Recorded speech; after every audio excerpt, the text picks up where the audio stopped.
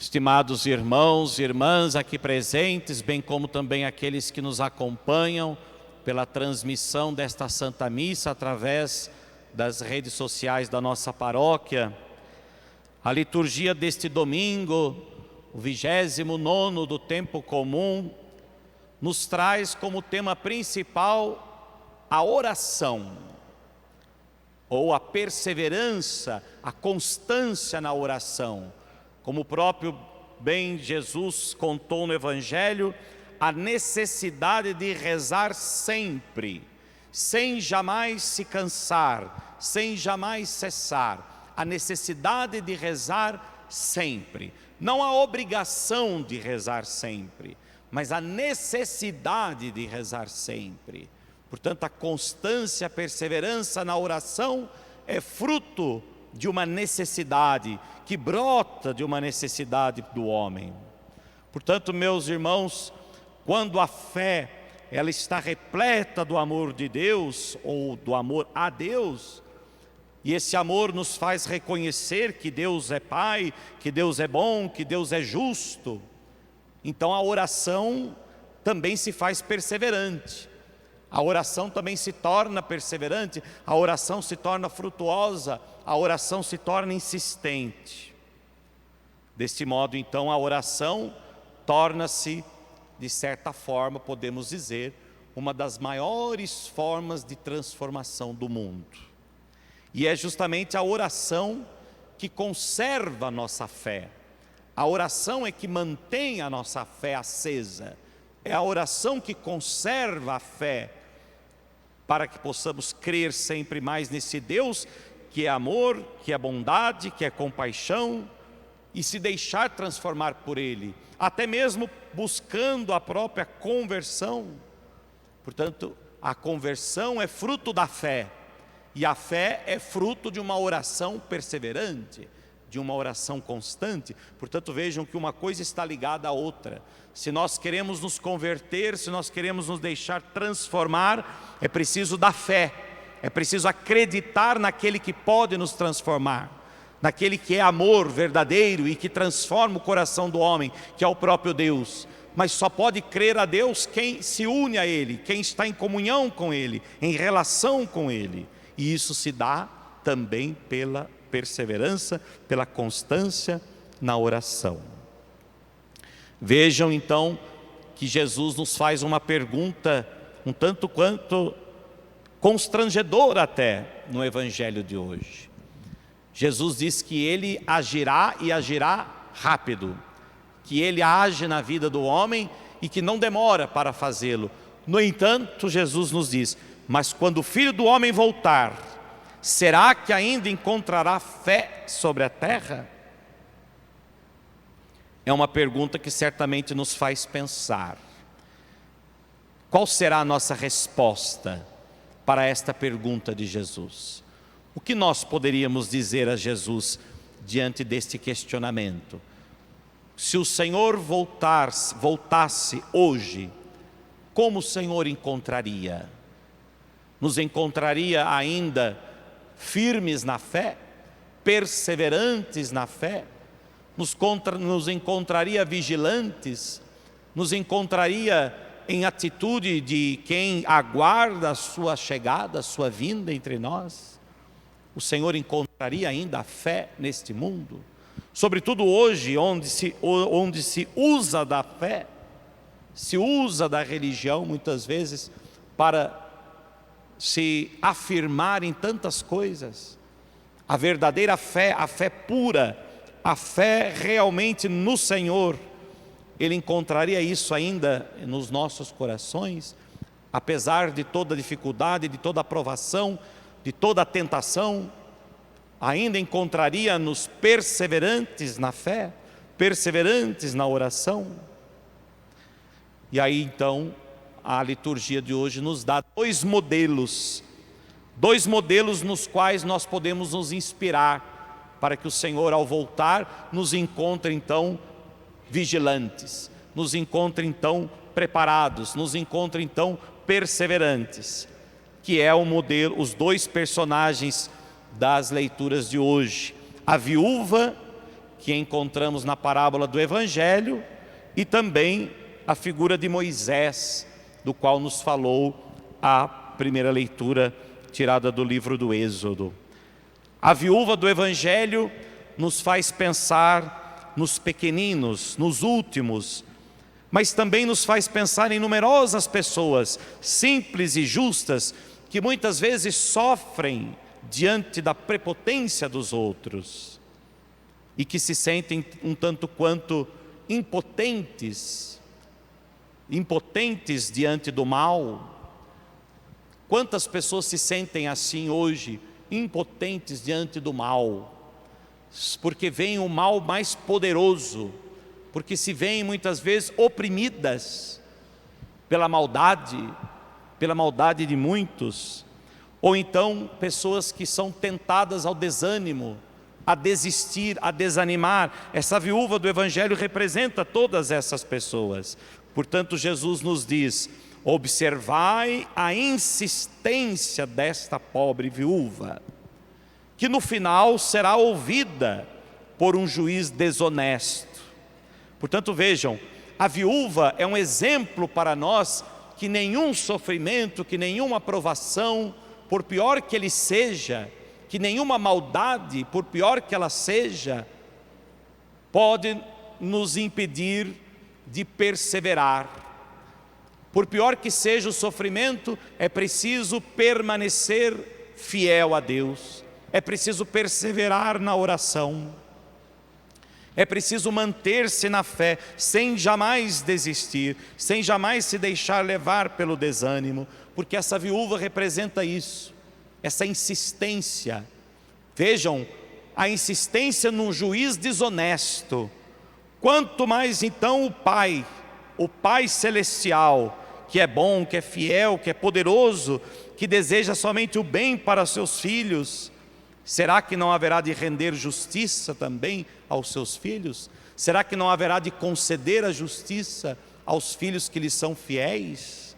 Se até alguém desonesto, se até alguém que é mau, como o próprio Jesus disse há pouco tempo no Evangelho, se até vós que sois maus, sabeis dar coisas boas aos vossos filhos, quanto mais o Pai do céu vos dará a vida eterna, quanto mais o Pai do céu vos dará aquilo que vocês pedirem. Por isso, meus irmãos, é preciso então que nós tenhamos uma fé que nos assegure que Deus nos ouve em nossas orações, que Deus nos ouve e que nos atende no momento oportuno, mesmo que muitas vezes pareça que Deus esteja ausente, porque é assim que nós nos sentimos muitas vezes. Muitas vezes nos sentimos como que se Deus estivesse em silêncio. Muitas vezes nas nossas orações nós sentimos de certa forma, a ausência de Deus, a aridez muitas vezes espiritual que toma conta de nós. No entanto, é preciso perseverar até o fim. Eu me lembro quando a Madre Teresa de Calcutá foi beatificada ou canonizada, e o seu diretor espiritual fez uma afirmação que escandalizou as pessoas, porque ele disse que Madre Teresa de Calcutá teria vivido 40 anos da sua vida numa aridez espiritual. Sentia que Deus não a ouvia, sentia que Deus era indiferente a ela, sentia a ausência de Deus por 40 anos. E quando a gente vê tudo aquilo que fez Madre Teresa de Calcutá, toda a caridade que essa mulher fez, toda a vida de Madre Teresa e como de muitos santos. Então vejam, não importa tanto neste caso aqui, o ensinamento é justamente perseverar, sem jamais desistir, perseverar mesmo quando nós não vemos a realidade se concretizar. Aí que está a fé. É aí que está a constância, a perseverança, a confiança. Portanto, a fé não é simplesmente o resultado de atos que Deus nos faz. A fé não é simplesmente fruto das respostas que Deus nos dá. Mas a fé é a perseverança mesmo quando nós não temos a resposta. Mesmo quando nós não vemos a ação se realizar. Mas a fé e a oração é que nos vão ajudar nesta perseverança, nesta constância. E aí então nós vemos o segundo exemplo das leituras de hoje, que é a figura de Josué, né? Ou melhor, a figura de Moisés, né? Moisés, que ouvimos na primeira leitura, a narração da batalha entre os israelitas e os amalecitas, e o que é que determinou a sorte daquele povo, o que fez com que aquele povo vencesse aquele conflito, foi a oração de Moisés, dirigida a Deus, ao Deus verdadeiro. Enquanto Josué e seus homens enfrentavam os adversários, Moisés estava no alto da colina com as mãos levantadas, na posição de alguém que estava em oração. Estas mãos erguidas de Moisés é que garantiram a vitória de Israel. Portanto, Deus estava com o seu povo, Deus desejava a vitória do seu povo, mas Deus de certa forma condicionava esta intervenção às mãos levantadas de Moisés, à perseverança de Moisés. Deus tem necessidade também, meus irmãos, das nossas mãos erguidas. Deus tem necessidade de que nós também possamos erguer as mãos, ou seja, que nós também possamos ter a atitude de quem reza, de quem suplica.